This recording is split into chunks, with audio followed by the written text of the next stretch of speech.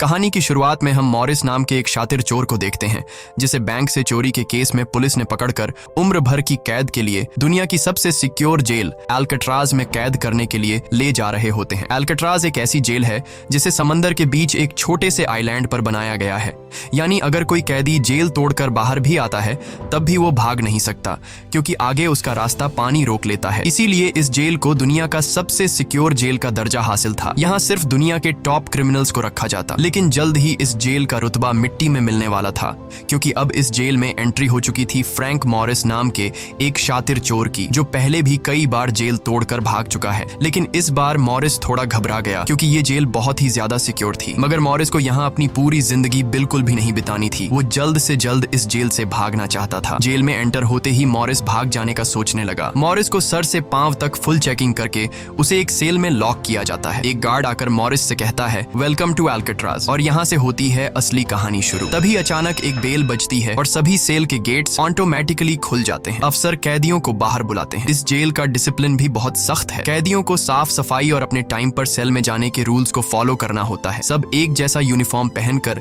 Line में breakfast खाने आ जाते हैं। मॉरिस के सामने लिटमस नाम का एक कैदी होता है। मॉरिस पूछता है कि मुझे तो कांटा ही नहीं मिला, अब मैं नूडल्स कैसे खाऊंगा? लिटमस उसे कहता है, अबे ये तेरा घर नहीं है, जो तुझे मिला है उसे चुपचाप खा ले। तभी वुल्फ नाम का एक खतरनाक कैदी मॉरिस को चिढ़ाने लग जाता है। वुल्फ से जेल में हर एक कैदी तंग था। वो यहाँ हर एक कैदी पर अपनी मनमानी चलाता था और उस पर बलात्कार के ढेर सारे केस भी हैं। इस जेल में एक से बढ़कर एक खतरनाक कैदी रखे जाते हैं। यहाँ लिटमस मॉरिस से थोड़ा खाना मांगता है और इस दौरान मॉरिस उसे अपनी प्लेट दे देता है। जब मॉरिस टेबल के नीचे से देखता है तो उसे पता चलता है कि लिटमस खुद खाना नहीं खा रहा बल्कि वो चूहे को दे रहा है। रात को एक गार्ड मॉरिस को वार्डन के पास लेके जाता है। जब मॉरिस वार्डन के ऑफिस में पहुंचता है तो वार्डन मॉरिस से कहता है कि मैं जानता हूं कि तुम बहुत ही शार्प माइंड हो और बहुत इंटेलिजेंट भी हो, लेकिन वो सब यहाँ किस काम का, क्योंकि तुम्हारे जैसे यहाँ कितने आए और गए पर यहाँ से कोई बच नहीं पाया। यहाँ कैदी बहुत ही स्ट्रिक्ट रूल्स फॉलो करते हैं। 2 महीने में एक बार ही कोई तुमसे मिलने आ सकता है और वो भी तब अगर मेरा मूड अच्छा हो। वार्डन बहुत ही सख्त इंसान है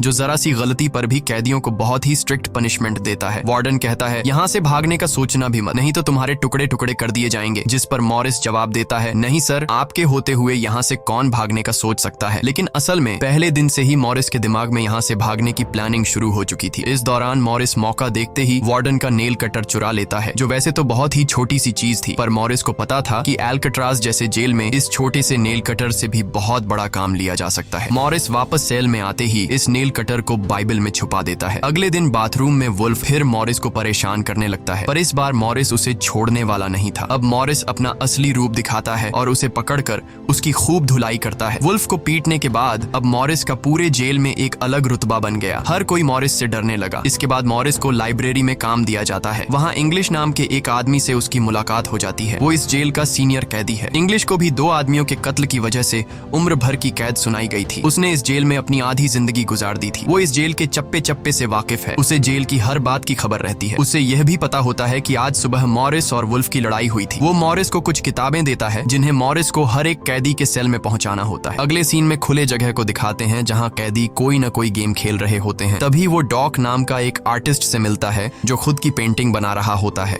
डॉक एकदम सीधा साधा और डिसेंट इंसान है जो कई सालों से यहाँ सजा काट रहा है। उसे पेंटिंग करने का बहुत ही शौक था और अपना ज्यादातर वक्त वो पेंटिंग में ही लगाता। डॉक का कहना था कि अल्काट्राज जैसी जेल में कोई भी पागल हो सकता है, पर उसकी पेंटिंग की वजह से अब तक उसका दिमाग नॉर्मली चल रहा है। मॉरिस डॉक से पूछता है कि इस पेंटिंग में ये फूल क्यों बना के रखा हुआ है, तुम्हारी शर्ट में ऐसा तो कुछ नहीं? डॉक कहता है कि यह मेरी खुशी है जो सिर्फ पेंटिंग में है, मेरे मन में नहीं। उसके बाद मॉरिस जब अपने दाएं तरफ देखता है तो उसे ऊपर इंग्लिश दिखाई देता है। मॉरिस इंग्लिश की तरफ जाता है। जब मॉरिस उसके करीब जाता है तो उसके चेले मॉरिस को रोक देते हैं। तब इंग्लिश इशारा करता है कि अपना ही आदमी है, आने दो। मॉरिस उसके पास जाकर बैठ जाता है और तुरंत अपने दिल की बात छेड़ देता है। मॉरिस उससे कहता है कि यहाँ से बचने में आप मेरी मदद करेंगे। ये बात सुनकर इंग्लिश तो हंस पड़ता है। देखो बेटा, ये महज सिर्फ जेल नहीं है, ये हम सबकी कब्र है। यहाँ से निकलना है तो पहले हमें मरना पड़ेगा, तब जाके हमारी डेड बॉडी यहाँ से कब्रिस्तान तक पहुँच पाएगी। चलो मान भी लो कि तुम इन बड़ी दीवारों पर चढ़ भी गए और उसके बाद खतरनाक फोर्सेस को क्रॉस भी कर लिया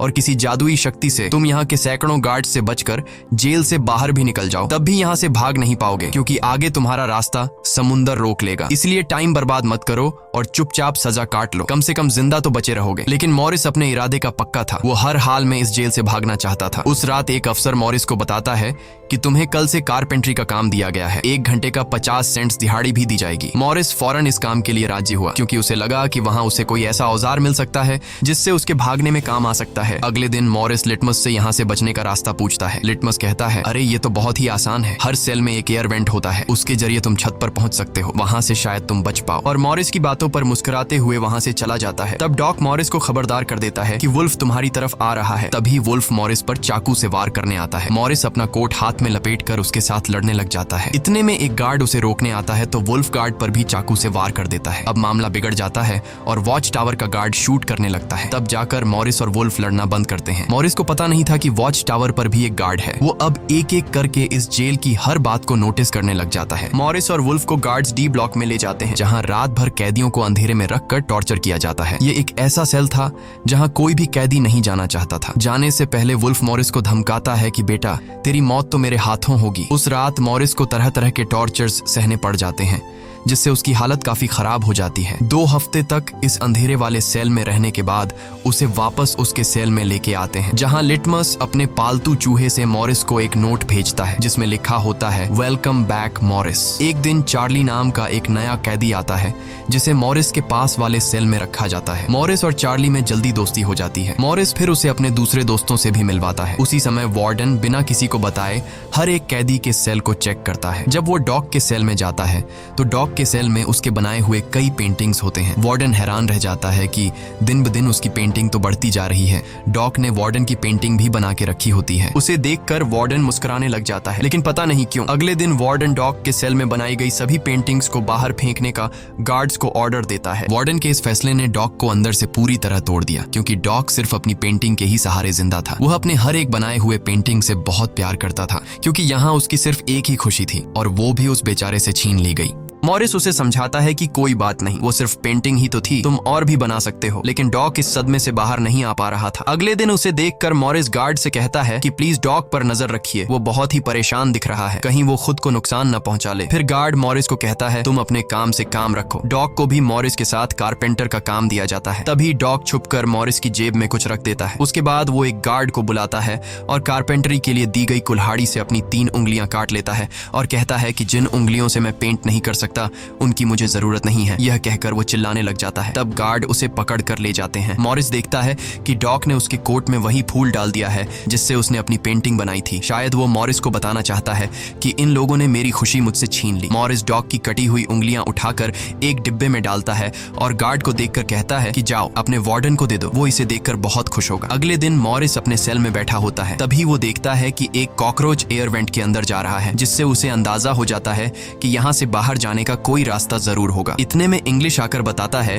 कि डॉक ने खुद की उंगलियां इसलिए काटी क्योंकि उसे पेंटिंग करने की परमिशन रद्द कर दी गई थी, इसीलिए उसने तंग होकर अपनी उंगलियां काट ली। यह जानकर मॉरिस को बहुत गुस्सा आता है। अगले दिन डाइनिंग हॉल में वार्डन मॉरिस से पूछता है कि तुम इस डॉग को इतना सपोर्ट क्यों कर रहे हो। वह कहता है ऐसा कुछ नहीं है। ये कहकर मॉरिस वापस टेबल पर जाकर बैठ जाता है। वहाँ उसकी मुलाकात 2 भाइयों जॉन और क्लैरेंस से होती है, पर मॉरिस उनसे ऐसे बात करता है जैसे वह उन्हें पहले से जानता हो। जॉन और क्लैरेंस दरअसल ये दोनों किसी और जेल में मॉरिस के गैंग में थे। जॉन को अब जेल से भागने का काम आसान लगने लगा क्योंकि ये दोनों भाई मॉरिस की तरह शार्प माइंड थे और अब ये तीनों जेल से भागने की प्लानिंग करने लगे। दोपहर को चार्ली की गर्लफ्रेंड उससे मिलने आती है। दूसरी तरफ इंग्लिश की बेटी उससे मिलने आई होती है। इंग्लिश अपनी बेटी को देखते ही उसकी आंखों में आंसू आ जाते हैं क्योंकि उसकी बेटी उसकी गैर मौजूदगी में काफी बड़ी हो चुकी थी और इंग्लिश को अपनी बेटी का बचपन न देख पाने का बहुत अफसोस था। दूसरी तरफ चार्ली को उसकी वाइफ बताती है कि तुम्हारी माँ बहुत बीमार है और डॉक्टर कहते हैं कि वह 1-2 महीनों से ज्यादा नहीं बच पाएंगी। ये बात सुनकर अब चार्ली भी अल्काट्राज से भागने का सोचने लगता है और इतने में गार्ड आकर कहता है कि बात करने का समय खत्म हो चुका है। अब चार्ली बहुत परेशान होता है। वह उस रात मॉरिस से कहता है कि अगर तुम यहाँ से भागने का प्लान बनाओ तो मुझे भी शामिल कर लेना। अगले दिन मॉरिस, चार्ली, जॉन और क्लैरेंस की मीटिंग होती है। तब मॉरिस उन्हें बताता है कि हर सेल का एयर वेंट ऊपर छत पर खुलता है और दूसरी बात ये कि ये जगह खारे पानी से भरे समुद्र के बीच है जिसकी वजह से दीवारें कमजोर हो गई हैं। मेरे पास एक नेल कटर है और मैंने खुदाई पहले से शुरू भी कर दी है। अगर मैं थोड़ा थोड़ा करके खोदूं और एक छोटा सा टनल बनाकर छत पर पहुंच जाऊं तो इस जगह की जांच करने के बाद पता चल जाएगा कि यहाँ से कैसे भागा जा सकता है। जॉन पूछता है कि रात को अगर गार्ड्स को पता चल गया कि तुम अपने सेल में नहीं हो तो उन्हें शक नहीं होगा क्या? तभी क्लैरेंस बताता है कि इस मसले का हल मेरे पास है। वो कहता है कि यहाँ मेरे पहचान का एक बार्बर है जो कैदियों के बाल काटता है। वह हमें बाल सप्लाई कर सकता है और उसे यूज करके हम एक डमी हेड बनाकर उसे बेड पर लिटा देंगे, जिसके बाद अगर हम दीवार की सुरंग से निकलकर ऊपर छत पर भी होंगे तब गार्ड्स को शक नहीं होगा, क्योंकि हमारे सेल के बेड पर नकली सिर रखे होंगे। पर बात अभी भी वहीं अटकी हुई थी कि जेल से तो निकल जाएंगे लेकिन समुद्र का पानी कैसे पार करेंगे? मॉरिस जॉन से कहता है, देखो इसमें मुझे तुम्हारी मदद की जरूरत पड़ेगी। तुम तो क्लोजिंग डिपार्टमेंट में काम करते हो, वहाँ तुम्हें उन पुलिस अफसरों के लिए बनाए गए रेनकोट्स मिल जाएंगे, तो तुम कुछ रेनकोट्स चुरा कर मुझे दे देना। हम उससे एक ट्यूब बोट और लाइफ जैकेट बनाकर समुद्र को पार कर सकते हैं। यहाँ चार्ली कहता है, भाई मुझे भी कोई काम दो, मैं भी तुम लोगों की मदद करना चाहता हूँ। मॉरिस चार्ली से कहता है कि जब मैं वेंटिलेशन की जाली खोदूं तो तुम पहरा देना ताकि कोई गार्ड हमें देख न ले, और जब तुम खोदोगे तब मैं पहरा दूंगा। मॉरिस का प्लान सभी को पसंद आता है और उसी रात में काम शुरू कर देते हैं, लेकिन दीवार खोदने के लिए नेल कटर बहुत छोटा था, जिसे चलाने में मॉरिस को बहुत जोर लगाना पड़ता और मॉरिस को दीवार खोदने में काफी मुश्किल हो रही थी। उसके हाथ में कहीं छोटे भी आई, लेकिन वो धीरे धीरे उस होल को खोदने लगता है। अगले दिन वो खाने के टेबल पर अपने दोस्तों से कहता है कि मुझे खुदाई के लिए एक बड़े औजार की जरूरत है, नेल कटर से दीवार खुरेदना बहुत मुश्किल हो रहा है। तभी मॉरिस ने अपने हाथ में चम्मच को देखते हुए उसके दिमाग में एक आइडिया आया। वो जानबूझकर चम्मच को अपने जूते पर घिसकर उसे गंदा कर देता है। उसके बाद मॉरिस ने गार्ड को बुलाया और कहा कि ये चम्मच गंदा है, मुझे दूसरा चम्मच दो। बाकी लोगों ने भी गार्ड से उनका चम्मच बदलने की रिक्वेस्ट की। गार्ड को इसमें कोई गड़बड़ नहीं लगी और उसने फौरन चम्मच बदलने की इजाजत दे दी, जिसके बाद वह सीधा टेबल की तरफ बढ़ता है जहां एक और सिक्योरिटी गार्ड सीट पर बैठा होता है। पर जैसे ही वह टेबल पर रखे हुए चम्मच बदलने लगता है तो जॉन ने वहां मौजूद गार्ड को बातों में उलझा लिया, जिसका फायदा उठाते हुए मॉरिस ने एक के बजाय 2 चम्मच उठा लिए और एक को जेब में छुपाकर रख दिया, जिसके बाद वह सीधा अपने सेल में चला जाता है।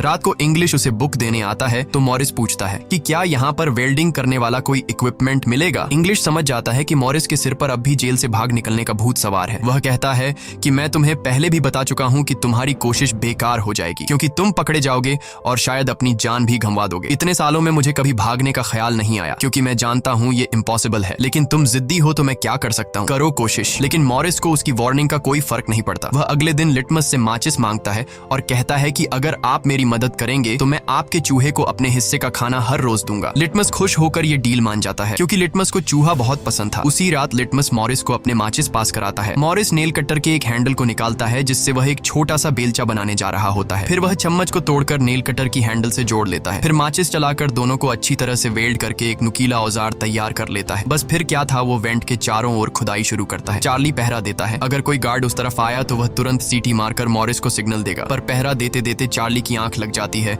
और तभी वहां पर एक गार्ड आता है। पर खुशकिस्मती से एन वक्त पर इंग्लिश ने बीच में आकर उस गार्ड का ध्यान भटकाया और दूसरी तरफ इंग्लिश की बातचीत सुनते हुए चार्ली की भी आंख खुल गई, लेकिन टेंशन में वह सीटी भी नहीं मार पाता। जिसके बाद वह कोई चीज गिरा देता है तो मॉरिस उसका इशारा समझकर वेंट को कवर करके बेड पर लेट जाता है। गार्ड पूछता है कि यहाँ कुछ जलने की स्मेल आ रही है। मॉरिस कहता है, सर आपके रहते मजाल है कि कोई स्मोक करेगा, मुझे तो कोई बू नहीं आ रही है। उस गार्ड को भी ठंडक पहुंचती कि चलो कोई तो मेरी कदर करता है। उसके जाते ही मॉरिस वेंट के चारों ओर कंक्रीट निकाल देता है, लेकिन वो देखता है कि वेंटिलेशन जाली के साथ पेच भी घुसे गए हैं, जिसे काटने के लिए कोई शार्प औजार लगेगा। इस दौरान मॉरिस को जब भी बाहर जाने का मौका मिलता तब वह ग्रिल से निकली हुई सीमेंट को चुपचाप बाहर गिरा देता। अगले दिन कारपेंटर का काम करते हुए वह एक मेटल उठा लेता है जो चाकू की तरह शार्प है, लेकिन चार्ली उसे कहता है कि मेटल डिटेक्टर से बचकर तुम्हें इसे बाहर कैसे लेके जाओगे। मॉरिस बहुत ही कॉन्फिडेंस से कहता है कि वो सब मैं देख लूंगा। जब मॉरिस बाहर जाता है तो दरवाजे पर मेटल डिटेक्टर बजने लगता है। दरअसल मॉरिस मेटल को हाथ में उठा लाया था। गार्ड पूछता है कि ये क्यों लेके जा रहे हो? मॉरिस कहता है, सर वो मैंने सोचा कि कपड़े टांगने के लिए इसे यूज करूंगा। गार्ड कहता है, ज्यादा होशियार मत बनो और वो मुझे दे दो। ये कहकर गार्ड वो मेटल उससे ले लेता है और मॉरिस को पूरी तरह चेक करके जाने देता है, लेकिन अपना हीरो तो हीरो है। दरअसल उसने 2 मेटल चुराए थे, एक हाथ में लाया था और दूसरा शूज में छुपा के रखा हुआ था। उस शार्प मेटल से वह ग्रिल को काट लेता है। अब बारी आती है गार्ड्स को चकमा देने के लिए नकली सिर बनाने का, जिसके लिए ये चारों अपनी जिम्मेदारी का काम करते हैं। चार्ली गार्ड से थोड़ा पेंट मंगवाता है। वो गार्ड से कहता है कि मुझे आर्ट बनाने का शौक है। गार्ड भी इनकार नहीं करता और पेंट उसको लाकर दे देता है। मॉरिस उस होल से निकाले गए कंक्रीट को पीसकर एक पाउडर बनाता है। जॉन नाई की दुकान से बाल इकट्ठा करके लाता है